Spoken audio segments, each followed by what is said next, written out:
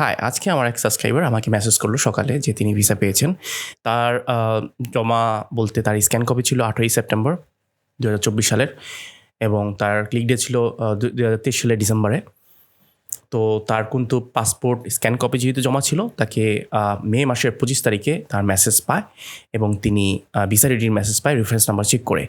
তো তিনি কিন্তু আবার সেটা চেক করে পরবর্তীতে জমা দেয়। আজকে তিনি ভিসা পায়। এই যে আপনি দেখতেছেন আমার মেসেঞ্জারে তিনি আপনার ভিসার ছবিটা দিলেন।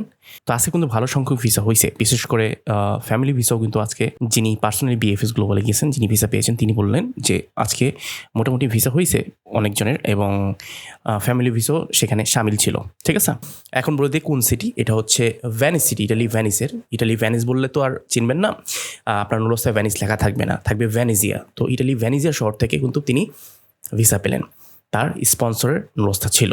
ঠিক আছে, এবং আরেকটা কথা আপনাদের জানিয়ে রাখা ভালো হলো, 2 মাস আগে কিন্তু যিনি ভিসা পেয়েছেন তার মালিক ইটালিতে মেসেজ পান ইটালি পেফুতা থেকে, মেসেজ না প্যাক পান। সেই প্যাকের মধ্যে তাকে আলেজ্য চাওয়া হয় 2 মাস আগে, আপনি যিনি যাচ্ছেন ভিসা হয়েছেন তার আলেজ্য। হয়তো বা তার আলেজ্যটা এক্সপায়ার্ড হয়ে গেছিলো, তো মালিক আলেজ্যটা আপডেট করে সাবমিট করে দেয় পেফুতরাতে। তো 2 মাস আগে সেটা কাহিনী। এখন কিন্তু সে তো গত 25শে মেতে তিনি রেফারেন্স নাম্বার চেক করে কিন্তু তার রেফারেন্স নাম্বারে দেখতে পায় ভিসা রেডি। তো সেই অনুসারে তিনি পাসপোর্ট জমা দেয়, আজকে তিনি ভিসা পেল। তো ভেনিজিয়া সিটিতে অনেকদিন পর ভিসা নিউজ আসলো, তো তার জন্য শুভকামনা। তো আপনারা যারা মোটামুটি মালিকের কাছে কোনো ধরনের সম্প্রতি আলোচ্যজনিত কাগজের আপডেট চেয়েছে, তারা হয়তোবা 2 মাস আগে হোক, হয়তোবা আপনার মালিককে জিজ্ঞেস করতে পারেন এমন কোনো আপডেট পেয়েছে কিনা।